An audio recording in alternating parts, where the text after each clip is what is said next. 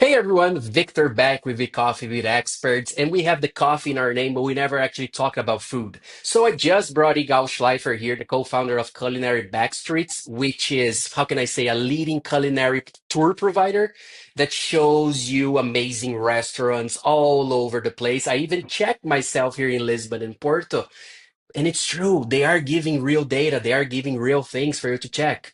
Igal, thank you so much for being here. How are you doing? Thanks for having me. Great to be here. Doing well. Amazing. Every conversation related to food is a positive conversation if we are talking about having food, of course, Of which course. is all we're going to be doing here. Igal, I already know some of your background and some of your story. I know where you started up and I know where you are right now. Some of those viewers don't. So Okay. please, could you enlighten us? Who are you? Why are you here? Absolutely. What is your favorite food? Anything like that can help. Okay, so much. Well, let me give you the background. Culinary Backstreets is a tour provider, travel experience provider, and publisher as well. And we cover the local culinary scene in more than 20 different cities around the world. Our goal is to really help people, travelers and locals, explore a city through food, really come to understand it through food, to use the culinary lens to tell a bigger story, to get people off the main tourist track and really get to understand a place, to get a sense of place through the food. And we got started in Istanbul, Turkey, in Okay. 2012. Although before that, we were actually a blog that got started in 2009, so a local blog. At a certain point, we started offering small group food tours, narrative driven food tours, again, with this idea of really helping people explore and understand a place through food, but to use the food to understand something bigger.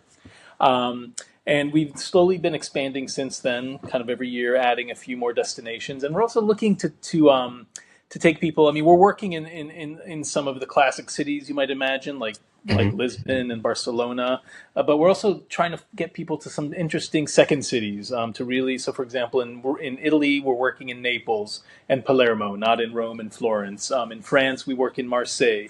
Not in Paris. In New York, exactly. In New York, we're taking people to Queens, right? Not Manhattan or Brooklyn. So the idea is to also kind of like explore these sort of less understood, less visited parts of the world. And that's very important these days, because in many of the cities that we work in, you probably know this very well from living in Portugal. Over tourism, as it's called, is a problem. I mean, just too many people coming.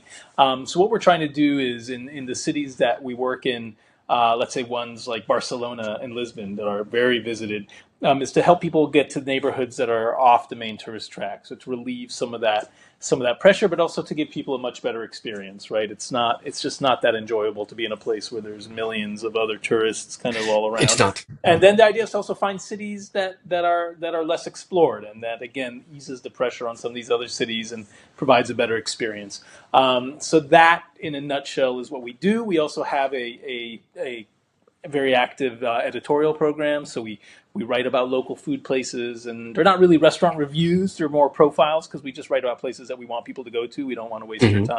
time. So we have this daily editorial program. We have guidebooks that we publish. And the idea is for this content to be very much kind of seamlessly integrated into our experiences. So the idea is to kind of help people plan their trips, but also give them a taste of what they might experience on these tours and trips. And I should mention we do both day tours and multi-day trips, kind of trips that are more hotel arranged and all the travel, but still culinary focused. Um, and the idea then is to have this kind of very integrated program where the content and the experiences all mesh together. The content helps us with our marketing, helps us really promote what we do, but also add a deeper layer. So it's not just pure marketing, not just pure promotion, but really some depth and to give people a real sense of that experience. So that's us. What a great reply. I don't even know where to start. Okay, I do. Uh, Okay. I was 4 months ago. I was in Milan and I met this huge SEO professional called Lily Ray. She's an American as well, and she was giving a speech about how Google, in terms of, we're just going to drift a little bit to SEO, but then we are coming back full strength to everything else.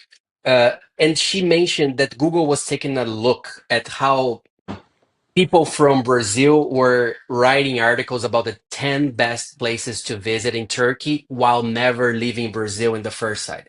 And what I noticed from your side is that whenever you click on a destination and you scroll down, you go to the maps, you go to the restaurants, you're going to see the people who are registering those restaurants in the system that are, Yeah, giving their opinion. That you have a team per city, as I yeah, could see. How yeah. does it work? Well, we started, like I said, as this blog, right? And I was living Hmm. in Istanbul at the time, and the co-founder, Ansel Mullins, who's an American as well, like me, was living in Istanbul. And we started this blog together, and the idea was really to create a resource for people to really explore the city, to really tell the story of these people making food, and we refer to them as the unsung heroes of the kitchen. The idea is to really celebrate local culinary culture, not the kind of sort of celebrity chefs and all the famous Michelin places, but really the neighborhood spots.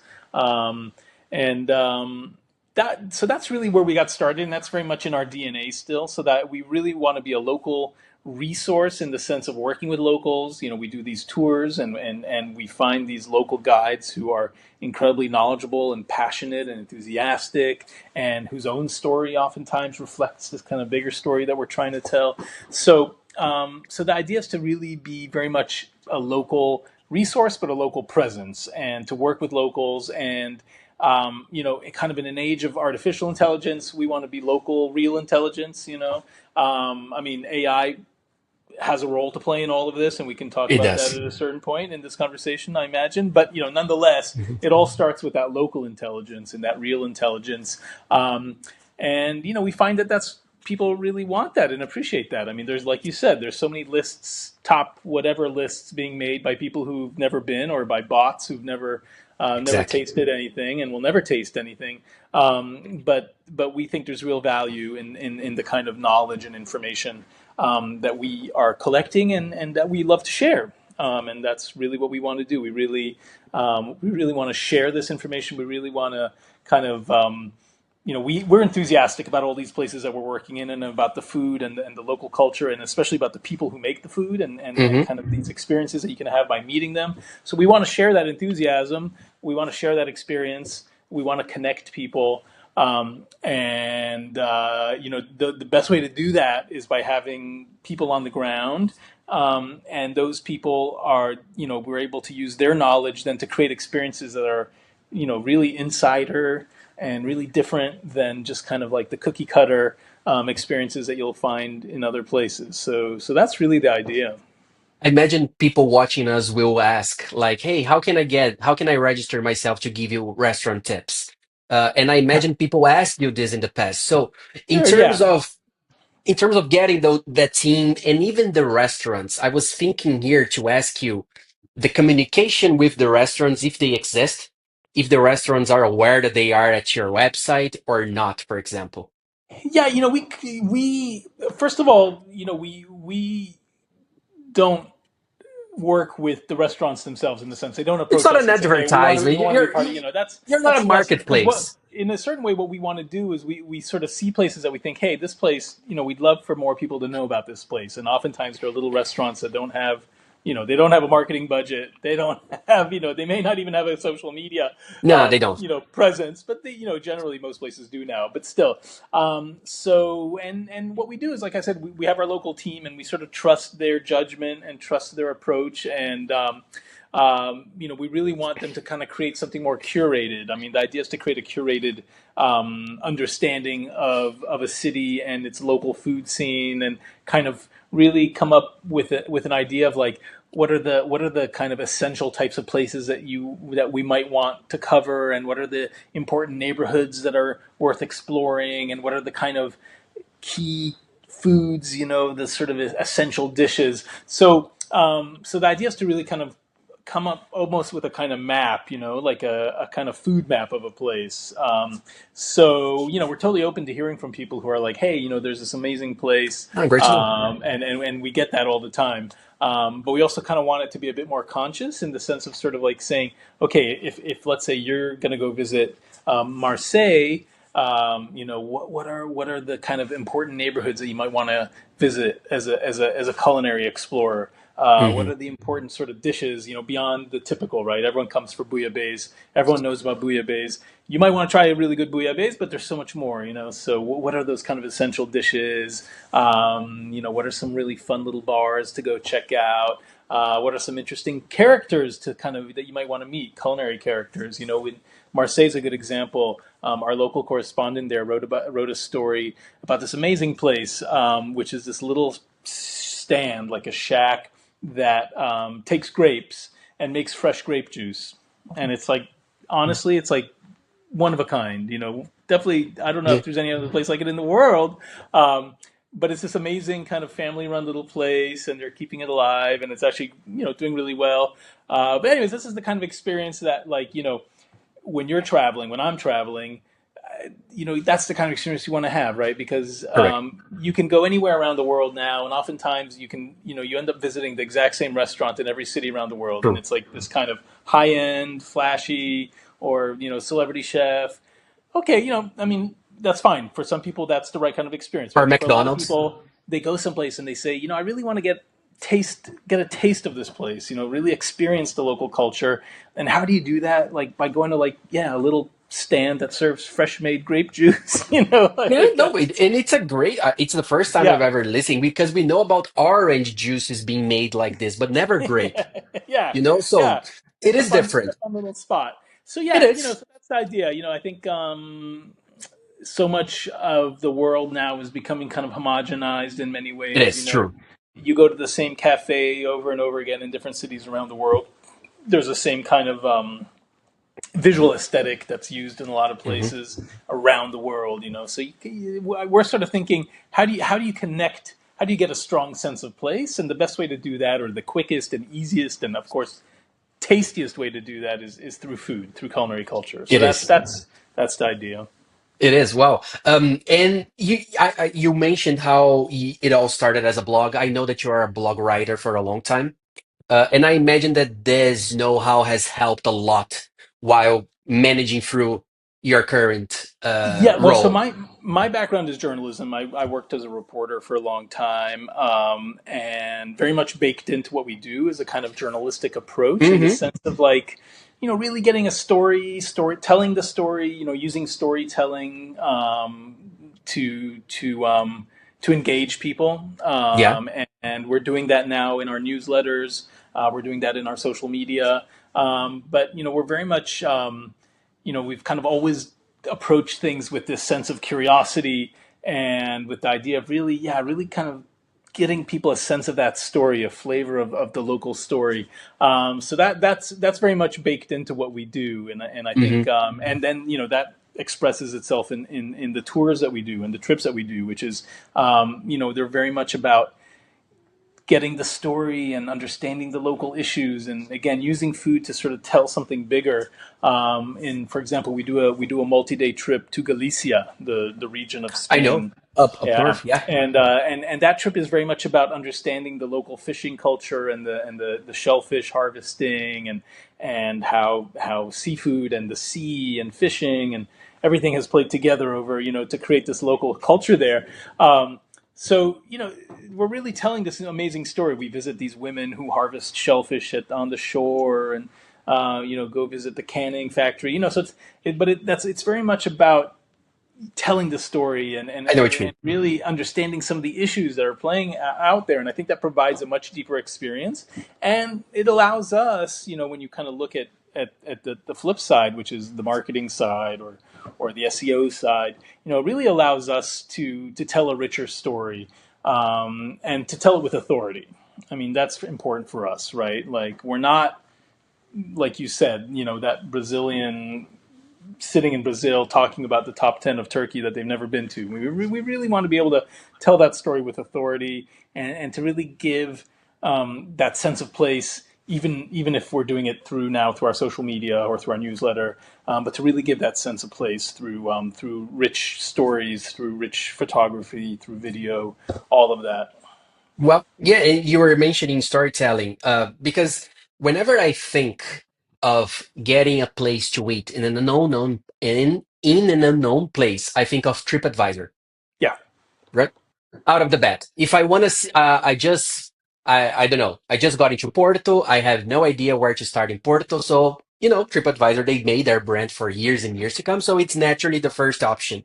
Uh, but then you were saying how everything that you said right now, it's clear to me in a way that I don't even need to ask you a lot of questions because I was going to ask, for example, how do you get in touch with your customers? And you already said that. It's not only about giving a good restaurant, it's about giving the story, making sure they understand why that restaurant was picked in the first place. Right? So back in Sao Paulo, which is where I'm from, we had this huge amount of restaurants becoming Instagrammable, Hmm. meaning they had LED signs, they had nice benches, but the food was awful, right? Yeah. And this, I mean, back in São Paulo, it is still the main scenario at the moment. Here in Europe, I can see that it's the other way around. But of course, some restaurants, once you go big, once you get better social media, as you were saying. Yeah. My question to you right now would be, uh, you said, for example, oh, I'm not gonna look for the big branded cities. I'm gonna look for smaller ones, and I'm gonna make sure the tourism goes to these smaller cities. But how do you start? Let's pretend we just picked a new city. How do you start? How do you get in touch with the people that will help you find these restaurants, for example? I mean, I'll tell you, it's really this is where we invest a lot because it's not a scientific process. It's kind of a Okay, little bit, there's a little bit of magic involved. There's like, there's some there's like spices to it, right? there's detective work. I mean, for Yeah, us, what's really important is finding the right people on the ground. It all starts with people, and then again, this goes back to the question of artificial intelligence versus real intelligence. I mean, you can't you can't use artificial intelligence to create this initial presence on the ground. You need to start with people, and that's just and you need to have people who are passionate and knowledgeable and enthusiastic and who really have this great passion for the subject. So we really invest a lot in finding the initial talent on the ground, the people who can sort of say to us, yeah, this is how we're going to build this into local destination. This is let's say, the neighborhood that we think is the right place for the kind of experience that we want to create for people. These are the kinds of places in that neighborhood that are the right kinds of places, that reflect the kind of thing that we want to do. So it really starts with people. It's just like that. I mean, and there's no way around that right now, and I don't think there will be, and I really hope there won't be because no, yeah, it's not because gonna that's change. what creates. It's all this, like like I said, this project is all about connecting people with people, and it's all about the human story, and how food interacts with the human story, or how the Sir. human story sort of is reflected through food. So that's really how where it starts for us, like finding those right people on the ground, and then you kind of through that comes out the idea of, oh, here's an interesting theme to explore in this city. Let's say we're getting ready to actually we're getting ready. I'll give you a hot exclusive here. We're getting ready to launch in Bilbao, in Oh, Spain. nice. Yeah. We already work in San Sebastian, but we're going. So we're working right now in Bilbao. So what's the theme in Bilbao? What's the story that the food tells? And there we're really working with this idea of a city that was kind of industrial and then went through a hard time for political, economic, all kinds of other difficulties, and now is sort of emerging from darkness into the light. And food is a big part of it, right? Bilbao's culinary scene is exploding. It's amazing. And so food's a big part of this story of rejuvenation. I mean, of course, there's the Guggenheim, and that's a really interesting part of it. But the food is a really major part of the revival of Bilbao. So, things like that. Well, But again, I'll go back. It starts with people. It has to be about the people. I agree. I agree. Even again, bringing to my world, even in the SEO market, it has to be about people, especially nowadays with AI generated content, AI generated link building. People are way more looking for the human side of things across the entire street, across the entire market, across the entire Yeah, universe, I might say, yeah, right? yeah, Everybody yeah. wants human interaction, especially after COVID, I think. I think so. We're traumatized. I was I Yeah, am still yeah, for traumatized. You sure. know, Yeah, it's we're just staying home all day without talking to people. absolutely, Not a nice experience. Uh, absolutely. Bilbao, amazing exclusive here. Thank you for that. For those watching us in Bilbao, keep your eyes open. Every Yes, single link will be down in the description. I'll say this again at the end of the video, but please do follow the guy. Now, we know how important food is. AI will never replace food, right? It can that's never. right. We're not Yes, robots. So we need food. yes. But the other part of it all, the experience, the process, it can be helped with AI. And now my question to you is, you were already kind of touching about it, but do you see any emerging trends with AI or technological as a whole in your market itself? I mean, for sure. I mean, I think obviously the obvious one, and the in a way the easiest one is travel planning, right? And Sure. True. that's gonna be a big one, right? I mean, like asking your AI agent to arrange your trip for you, find the Mm, flights, maybe make reservations. I mean, all these things. So I think definitely in the planning side, and certainly on that kind of very nuts and bolts side, right? Like the flights, like I said, or other arrangements, hotel maybe. But again, there's an element there. Let's say when you're looking for your hotel, right? I mean, depends what you like, and do you trust the AI agent to find the right kind of place for you, or you I have to don't. train it. You'll have to Yeah. train it. I like sort of small boutique places that are kind of in interesting neighborhoods, and I don't know, blah blah blah blah blah, whatever. I can train my personal Oh AI yeah. agent to find the right kind of places. So there's that. I think certainly on that level. Then you'll go a bit deeper, like let's say for finding places to eat, right? Right now, for a lot of people, and in our experience, that's like one of the kind of important and very common pain points, right? Which is like where to eat, right? I mean, we Yeah. all kind of want to have the best food experience. And everyone has different things. Like some people really like the high end and they want to have the best high end place. Some people kind of enjoy the low end and they just want to eat street food.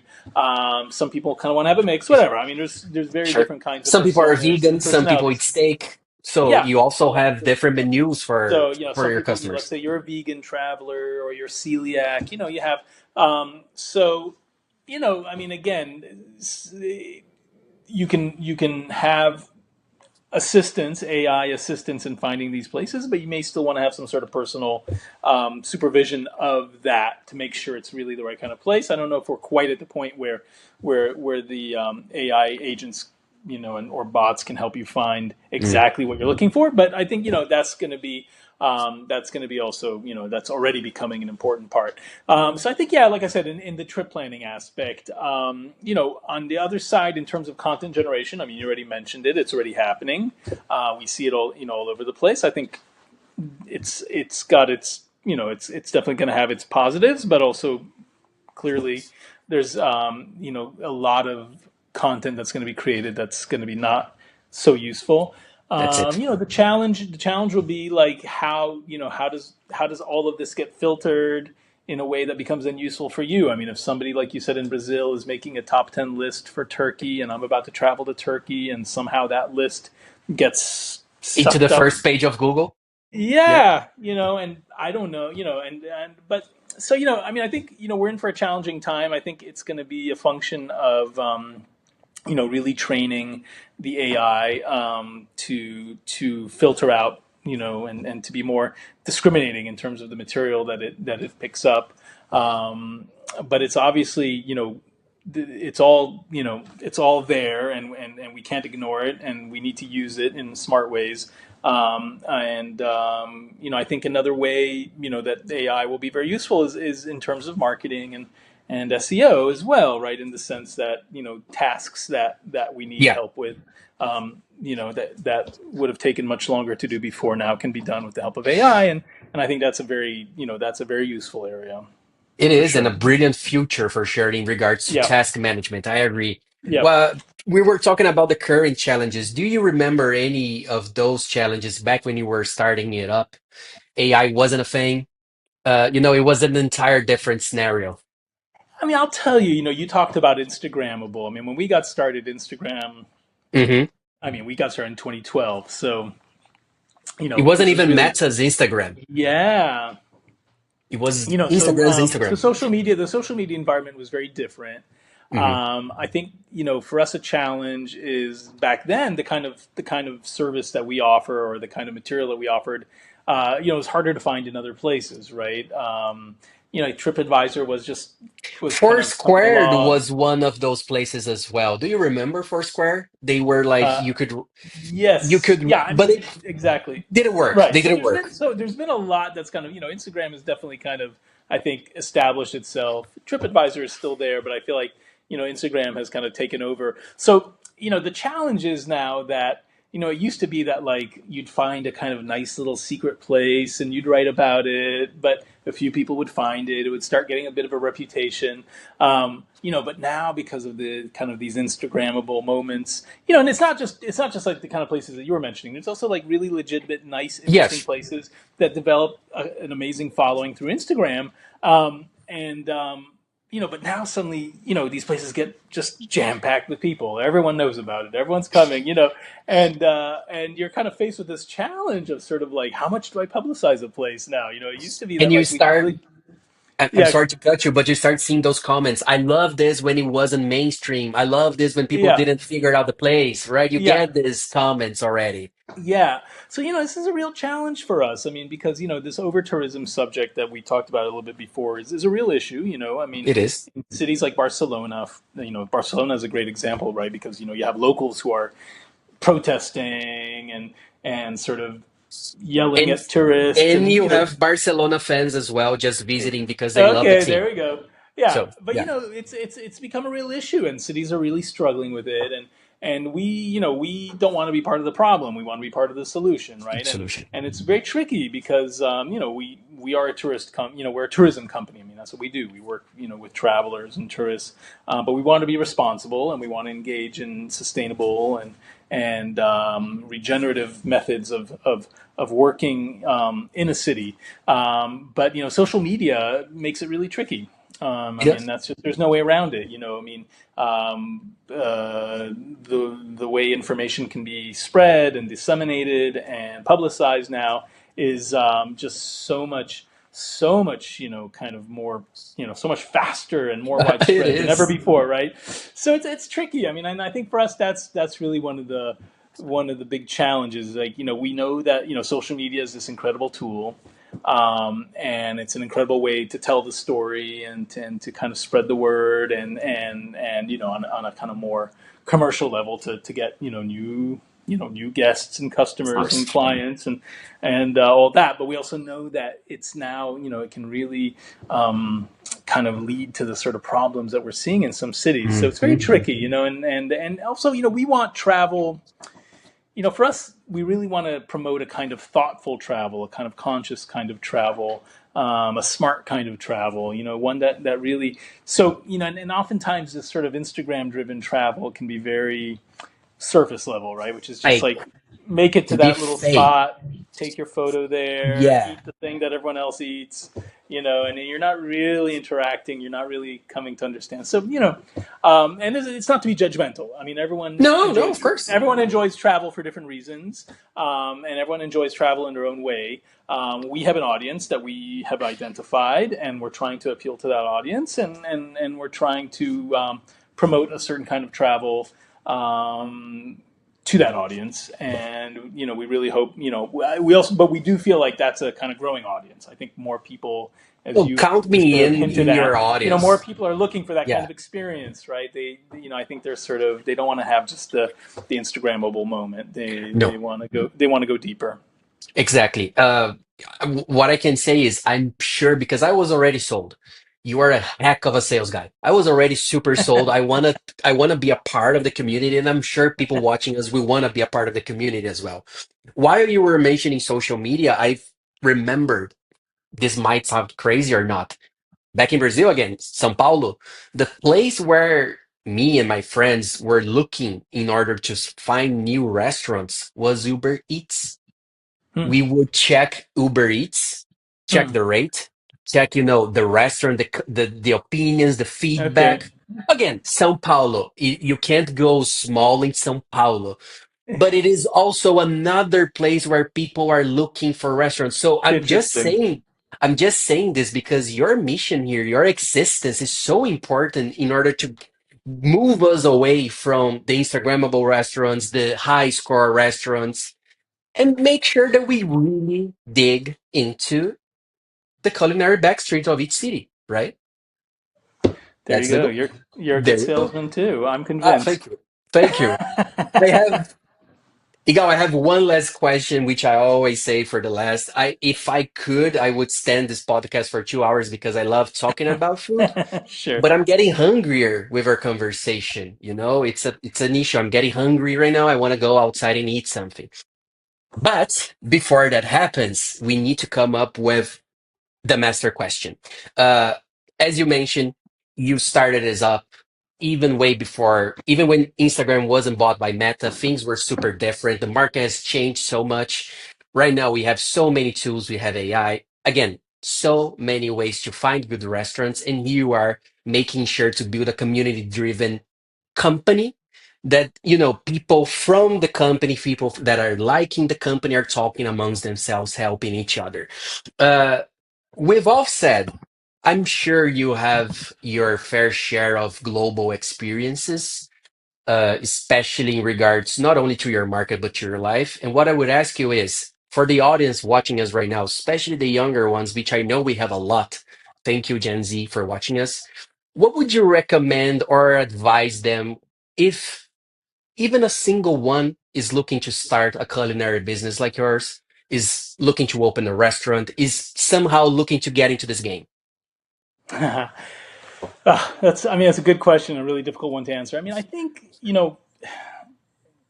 it's maybe not a kind of earth-shattering answer, but I mean, I think is if you have an idea and you are passionate about it and you feel like it's something that can really take off because you believe in it, um, really just go for it. Don't, people, you'll find people say, don't do it, no chance, or True. maybe not great. If you, I think, if you've got that passion, and you have that belief in it, I'm just speaking from personal experience. These are the kinds of things that really end up taking off. It means that it's a really good idea. It means that you yourself will really push it through, and it means that others will get caught up in that mission, in that True. belief. And so, that's really the only thing I can say. I mean, obviously, like there's like very specific things, like how to go about doing it. But I think you have to start with that passion and with that belief, and Awesome. with the willingness to kind of like not listen to other people, at least the ones who are kind of negative in the sense of telling you, no, that's never going to happen. So that's really it. I mean, it's very basic, but I think it starts with that. It can be basic, but listening from hearing this from your mouth, it's already so much for a lot of people. That's why I always ask. Because you have a proven case here where it worked because you took your time, you took your effort, and you went and did it. Right? That's the That's overall story. that's where it starts. I'm actually now with a last minute question, Okay. and then we'll be over. Favorite country to eat pizza that's not the US nor Italy? Um, I know it's a tough one. I know. I got the that's a nice correct shot. I mean, question right now. I I'd know. have to say France, Marseille Okay. in particular. Marseille has this incredible pizza scene. They have Great to know. there's a big community there of Italians who've moved to Marseille. So you have some fantastic places. So pizza is really part of the culinary culture there in Hmm. Marseille. I mean, it's not that far from Italy, so it's not that crazy. No, But it's a really good pizza scene, and one that's worth exploring. So that I would it have to is. say. So France, but I would get very specific and say Marseille, in France. Thank you for the That would heads be my up. answer. Yeah, yeah. I'm a huge pizza lover. That's why I asked. This Okay. wasn't a I scripted mean, of question. It's course, just because I love Japan. pizza. I would say, Japan after that. I mean, Japan, there's an incredible Really? pizza scene. Yeah, incredible pizza scene in Japan. Never thought Very, of it. very serious, mostly Neapolitan style. Uh-huh. Um, but there is a very serious, very, very serious pizza scene They in Japan. So I would say that that's another answer. they are great cookers down the line, right? They just need to, if they learn how to do pizza, their pizza would be amazing. I don't Yeah, see why yeah. No, not. so yeah, I would say, but I start off in Marseille, then work your way to Tokyo. Okay, so for 2025, I need to visit Marseille to get pizza and send a picture Yeah, to you to give you my feedback. That's beautiful. happening. That's Sounds good. happening. It's a deal. Igal, that's all I was gonna ask today. First of all, really appreciate how much you've shared. Really appreciate how thoughtful you were across this entire conversation, giving examples. I'm sure the viewers are really happy with this video. If you have anything extra you'd like to say, please, now's the time. If don't, just say thank you. It No, also great. Thank works. you so much. Yeah. Thank you for inviting me, and good No, luck with thank you your for work. accepting. Thank you for Yeah, accepting. And sure for thing. everybody else, this has been Victor with the Coffee with Expert. You know where to find us. Remember, all of Culinary Backstreets as well as Egal's links will be down the description below. I'm counting on you to follow everything we post here. Thank you, Perfect. everybody. Take Thanks, care. everyone. Have a nice pizza. Bye bye. Bye.